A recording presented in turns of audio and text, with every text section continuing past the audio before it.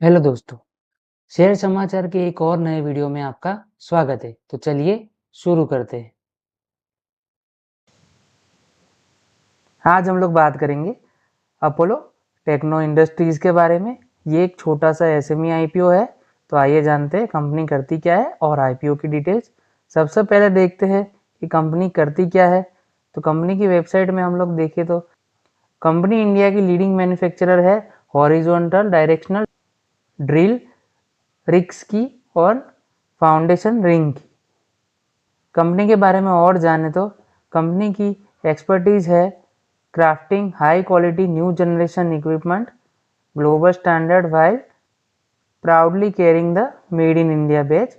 Company precision wise अच्छे product बनाती है, वो भी मेड इन इंडिया, जो कि एक अच्छी बात है कंपनी की।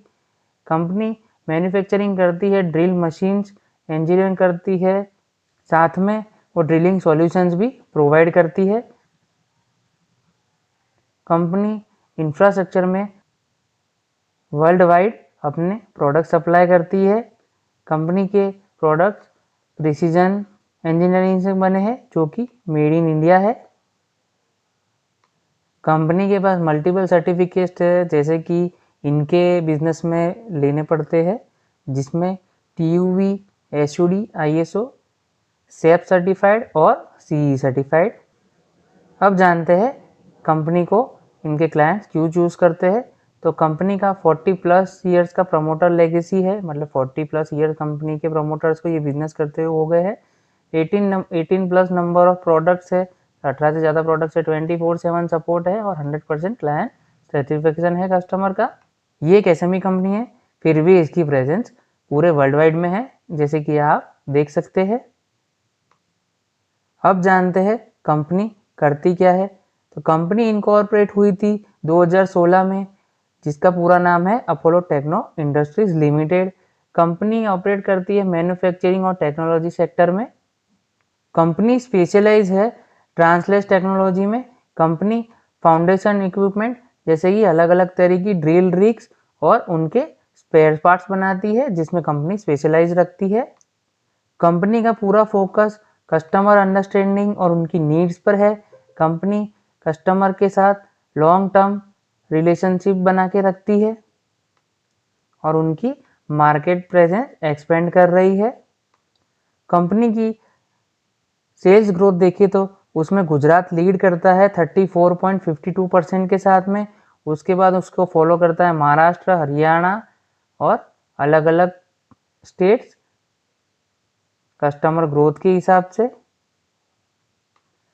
कंपनी के अलग अलग तरीके के प्रोडक्ट्स है, जिसमें हॉरिजॉन्टल ड्रिलिंग, डायफ्राग्राम ड्रिलिंग और रोटरी ड्रिलिंग रिग्स का शामिल होता है।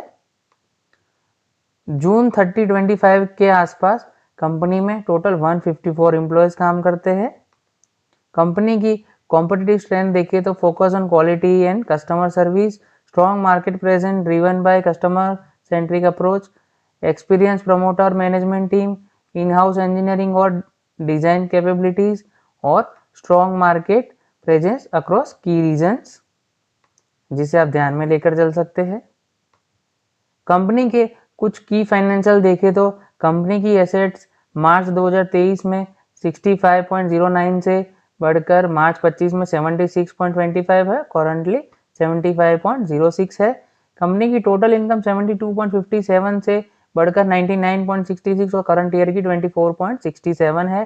कंपनी का पैट देखें तो 0.90 से बढ़कर 13.79 और करंट ईयर का 1.08 है। कंपनी का एबिटा देखें तो 2.97 से बढ़कर 18.15 और करंट ईयर का 2.07 है। नेटवर्थ कंपनी की देखें तो 8.21 से बढ़कर 25.32 से करंट ईयर की 26.38 है। रिजर्व एंड सरप्लस कंपनी का देखें तो 5.71 से बढ़कर 15.32 और करंट ईयर का 16.38 है, जो कि एक अच्छी बात है। टोटल बोरोइंग कंपनी की 31 और करंटली 30 है, जो कि कंपनी डाउन कर रही है, जो कि एक अच्छी बात है। किसी भी कंपनी के लिए डेट कम होना बहुत ही अच्छा होता है। इंटरेस्ट पे करने से ज़्यादा कंपनी अपने ग्रोथ में अपना नेट प्रॉफिट लगा सकती है। कंपनी के कुछ की परफॉर्मेंस इंडिकेटर देखिए तो ROE 74.75 जो एक्सेप्शनली अच्छा है, ROCE 30.98 है, डेट टू इक्विटी 3.74 है, जो कि बहुत ही अच्छा नहीं माना जाएगा। ये 1 के नीचे हो तभी अच्छा माना जाता है, बट ये एसएमई कंपनी है तो इसमें डेट टू इक्विटी 1 से ऊपर हो तो इसे चला सकते हैं, ये छोटी कंपनी है।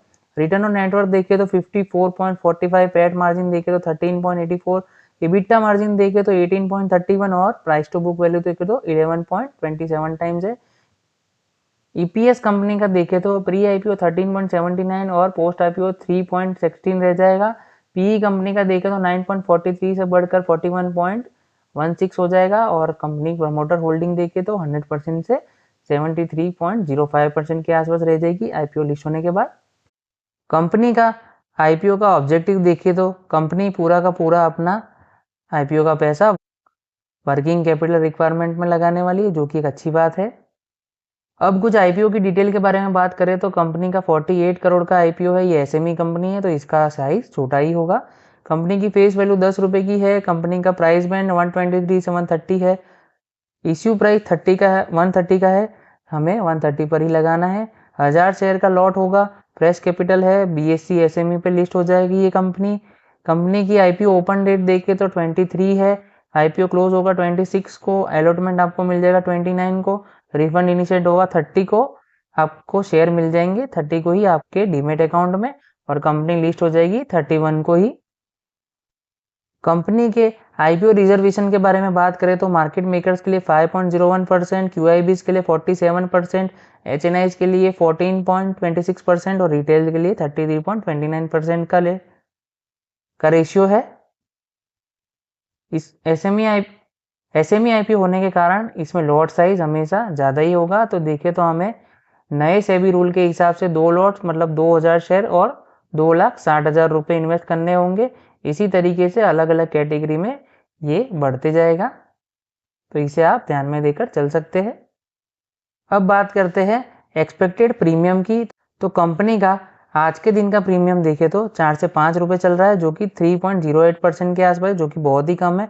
एसएमई कंपनीज बहुत ही कम लिक्विडेट होती है, तो इसमें 50% के नीचे जो भी ग्रे मार्केट दिखता है वो कभी भी वाइप आउट हो सकता है मार्केट कंडीशन के हिसाब से, तो इसे ध्यान में लेकर चले। और ये हमेशा फिक्स नहीं होता कि ग्रे मार्केट प्रीमियम जो दिखा रहा है उसी पर कंपनी लिस्ट हो, तो इसे ध्यान में देकर चलिए। ये एक अच्छी कंपनी है, इसकी ग्लोबल मार्केट में प्रेजेंस भी अच्छी है और कंपनी अच्छे सेक्टर में काम करती है। कंपनी के फाइनेंशियल भी अच्छे हैं, तो इसे ध्यान में लेकर चलिए। ये कोई बाय सेल रिकमेंडेशन नहीं है। आप अपना इन्वेस्टमेंट डिसीजन अपने फाइनेंशियल एडवाइजर को कंसल्ट करके ही ले। और हाँ, एक बात और कि एसएमई आईपीओ बहुत ही रिस्की होता है, इसमें लिक्विडिटी बहुत ही कम होती है। आप जैसे नॉर्मल शेयर मार्केट में बेच देते हैं, इसमें इतना इजी नहीं है, इसमें पूरा लॉट ही बेचना पड़ता है, तो सामने कोई लॉट खरीदने वाला भी होना चाहिए। तो आप जो इस मार्केट में नए हैं तो एसएमई आईपीओ से दूर ही रहे और कोई भी डिसीजन आईपीओ इन्वेस्टमेंट का या शेयर में इन्वेस्ट करने का आप अपने इन्वेस्टमेंट एडवाइजर से पूछ कर ही ले। तो ठीक है दोस्तों, आज के इस वीडियो में इतना ही। तो मिलेंगे एक और नई वीडियो में। Thanks for watching. Like, share और सब्सक्राइब।